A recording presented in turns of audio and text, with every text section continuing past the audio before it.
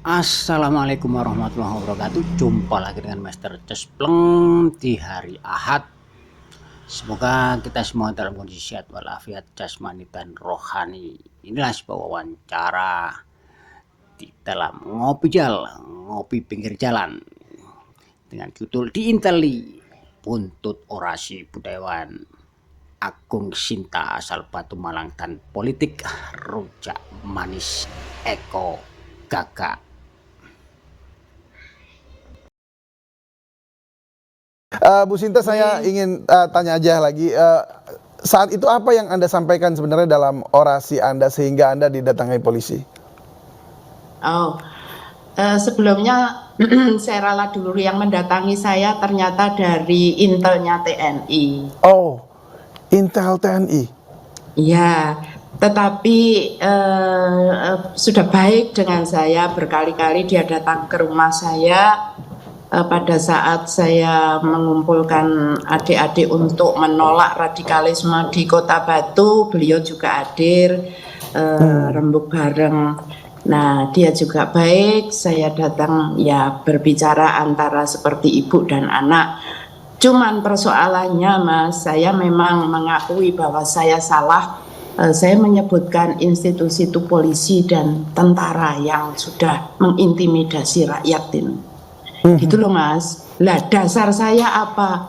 Ya, saya tidak akan terima kalau tahun 98 akan terulang kembali, karena saya sudah pernah dikepui tentara, kepui polisi. Cukuplah, cukup gitu loh. Jangan kondisi reformasi itu melahirkan KPK lah, melahirkan MK lah. Tetapi semua itu kok menjadi dibegitukan gitu loh. Ini yang saya seorang nenek dari desa yang nggak ngerti Jakarta ya, Mas, tetapi saya mengikuti selalu perkembangan politik di Indonesia. Saya nggak terima gitu. Jangan aparat itu dibuat untuk mengintimidasi. Nah, sing diintimidasi Bu Sinta nggak apa-apa, tapi kalau warga yang lain lewat kepala desa lah, lewat polisi lah, lewat tentara, mau jadi apa negara ini nanti? Gitu loh. Iya. Bu Sinta punya dasar berarti ya, punya alasan kenapa kemudian berorasi demikian, bahkan kalau tidak salah sempat mengambil diksi musuh begitu ya. Iya, betul ya. Nah, betul. Ini karena pengalaman saya masa lalu ya. Saya melihatnya itu gini, mohon maaf, saya melihatnya begini, Mas. Itu kepala desa ngapain sih dikumpulkan? Nah, satu. Itu Aiman nih di Jakarta itu kenapa itu sampai tengah malam dipanggil ke polisian dan sebagainya? Apa dikira saya buta informasi ya? Ya enggak lah, itu loh. Dan yang menyakitkan lagi, kemarin saya di Untak itu ketemu sama Mas Butet. Memang betul-betul dia disuruh menandatangani, tidak boleh bicara politik. Nah, ini gimana ini? Seorang budayawan tidak boleh berbicara politik dan harus bertanda tangan. Yang nyuruh siapa? Ya polisi lah. Itu. Apakah jangan ini... Mas, jangan seperti tahun 98 terulang kembali. Jangan, sudah cukup sudah. Baik, apa ini serupa Bu dengan Jokowi, yang di tahun 98? Tolong. Jangan merintahkan yang ndak-ndak. Itu loh, Mas. Iya, Bu. Bu Sinta, apakah ini memang serupa dengan yang tahun 98 begitu? Serupa persis dalam artian mulai dari ada intimidasi kemudian akhirnya berujung kepada ramai begitu ya. Nah, kalau 98 itu vulgar, Mas. Vulgar. Saya diambil, dibawa ke Kodim lah, dibawa ke Polres. Kalau ini belum lah, harapan saya jangan sampai ya. Iya, makanya oknum polisi, oknum tentara misalnya dapat perintah, kalau itu tidak menyejukkan masyarakat ya jangan dilakukan, karena tupoksinya kan melindungi rakyat. Itu loh.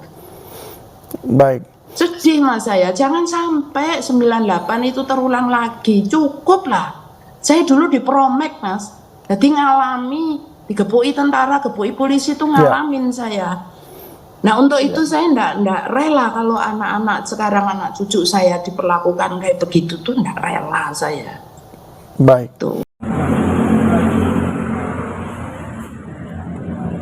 Mas Seko, Ya, ketemu lagi kita di hari Minggu ini sekarang, ini sudah dini hari.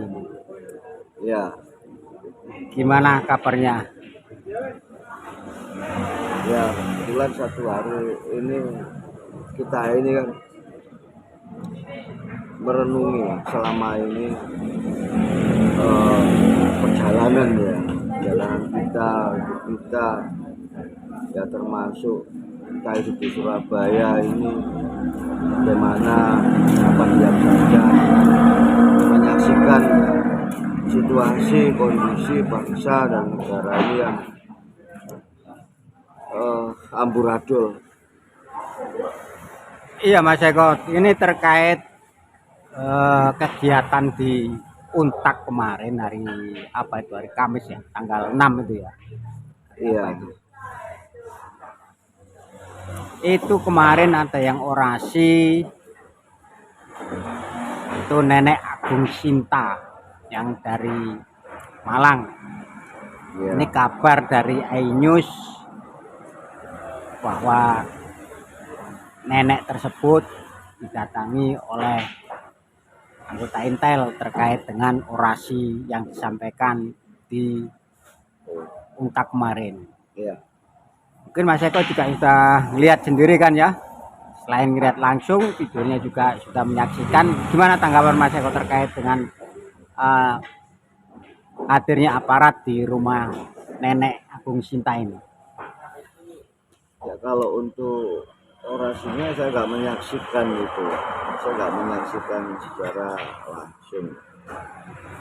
Cuma kan sudah beredar di media sosial ya, seperti TikTok, short video, ya mungkin juga di Instagram lah. Kalau saya menyimak apa yang disuarakan kan ada provokatifnya, tapi ya seperti itulah mungkin ekspresi ya dengan situasi kondisi yang seperti saat ini. Kalau untuk yang dilakukan pemeriksaan atau didatangi katakanlah dari aparat, ya saya tidak tahu itu kabarnya. Karena memang ada bahasa yang ya sepertinya kan menyebutkan salah satu institusi ya, Dua institusi. iya, polisian dan TNI yang kita ketahui lah peran tugas dan fungsinya gitu. Iya, ya Mas Eko. Mas Eko kemarin itu pernah bilang bahwa memang itu bukan kegiatan akademis, walaupun dilakukan di dalam kampus, tetapi itu dalam tanda petik katakanlah semacam kampanye terselubung. Dan memang menurut pengakuan daripada Bu Agung Sinta ini, Nenek Agung Sinta ini, yang menyatakan dirinya memang di 98 itu merupakan berafiliasi kepada Promek. Dan tentu saja menurut Mas Eko gimana? Apakah memang itu sebuah bentuk kampanye atau bagaimana? Nah, faktanya kampanye di dalam kampus. Tanggapannya Mas Eko gimana nih? Ya kalau sudah mengarah kepada salah satu paslon ya jelas kampanye. Kalau dibilang terselubung ya mungkin kurang tepat lah terselubung, karena gini ya, untuk sistem pemilu dan aturan dari KPU kan sudah jelas ya, dapat menggunakan fasilitas pendidikan seperti perguruan tinggi, cuma harus kriteria ya harus dipenuhi. Nah ini bagaimana gitu loh. Nah kalau soal yang orasi itu ya basicnya ya dari mana ya kurang tahu. Makanya saya bisa menggambarkan ini skenario aja untuk menarik simpati atau bisa juga merekrut dari eh, adik-adik anak-anak kita mahasiswa. Nah, ini kan sangat penting, makanya dalam artikel saya kemarin itu memberi judul kampanye ya politik ucapan, dan mungkin saya akan memberi closing untuk kampanye politik ujak cingur, tapi masih belum saya buat gitu. Belum, karena tengah kesibukan saya ya sama ya yang dilakukan dengan saudara-saudara kita ini. Kan kita ini setiap hari ya mencari nafkah, selalu begitu, nggak pernah berhenti karena biaya hidup ya sudah melambung tinggi, jadi tertekan hidup kita itu, dan tidak ada jaminan hidup di bangsa atau negara ini yang memiliki kekayaan alam, waduh, sangat melimpah. Lah, terkait dari siapa ibu tadi, siapa saya juga nggak kenal, saya tidak kenal itu, misinya apa ya, dia sampai mengatakan seperti itu. Terus dia mengingat era tahun 98. Nah, sekarang apa saya tanya, reformasi ini apa sebuah keberhasilan atau apa dari imbas dari 98 gitu. Ya saya, karena dia enggak orang tua, saya katakan ya lebih tua, biar masyarakat saja yang menilai layak apa tidak dia mengatakan seperti itu dengan usia yang ya katakanlah sudah 65 lebih, 67 lah ya itu ya, sudah sepuh ya, sangat disayangkan. Apalagi dengan keberpihakannya kepada, sama katakan tadi, Pro Mega ya, kita ingatlah dulu itu 96 kita tulis, 97 98 ada ya pendukungan ya saat itu ya. Kabarnya ada 3 tokoh nasional yang hadir. Kemudian dalam wawancara dengan iNews, Nenek Sinta ini juga menyatakan bahwa beliau bertemu dengan budayawan Ted Kertarajasa. Apakah dengan demikian itu bisa menunjukkan kepada dukungan paslon tertentu, walaupun di dalam artikel Mas Eko juga sudah menyebutkan bahwa dengan inisial G dan M. oh ya, Gimana Mas Eko yang jika dihubungkan dengan narasi yang Mas Eko tulis politik rujak manis ini? Ya jelas lah, berarti kan ada suatu apa ya, ajakan ya untuk mendukung di salah satu paslon ya untuk saing dalam pemilu yang diselenggarakan tahun depan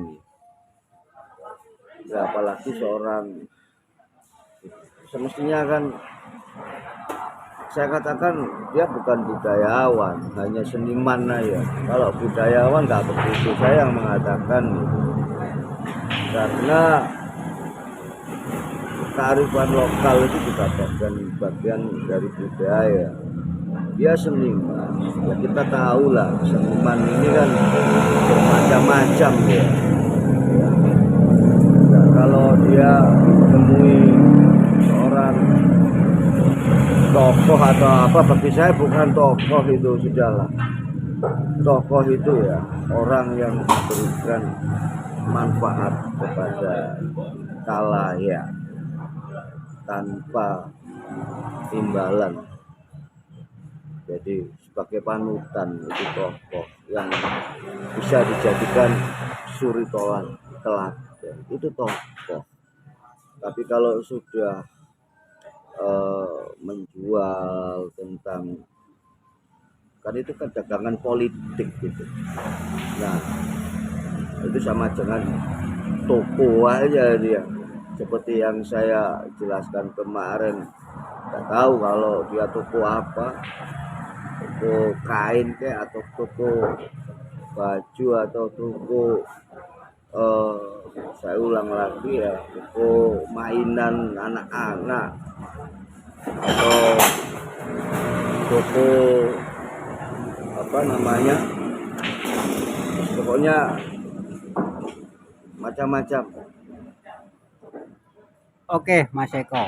Di dalam artikel Mas Eko kemarin yang Mas Eko tulis, dan Mas Eko juga menulis bahwa itu sebagai bagian pertama, bisa nggak disambungkan sarkasme di dalam artikel Rujak Manis tersebut? Gimana endingnya daripada Rujak Manis ini? Ya karena Rujak Manis ini kan bentuk makanan yang kita tahu lah dari dua ya itu pun tidak lepas dari kupasan gitu. Terus ini nanti rencana mau saya lengkapi dengan rujak cingur gitu. Kenapa? Ya sebenarnya saya mau menjelaskan secara detail, tapi karena saya tahu lah kalau saya berbicara secara gamblang pasti konsekuensinya undang-undang ITE. Nah, gitu. Kadang saya juga bertanya, katanya kebebasan berekspresi gitu, mengeluarkan pendapat secara lisan maupun tulisan gitu. Tapi undang-undang ITE kan sudah berjalan, sudah berapa orang, berapa rekan yang terkena gitu. Jadi saya mengurainya itu standar saja ya. Kalau berbicara tadi sampai sarkasme atau bentuk sindiran itu enggak tajam.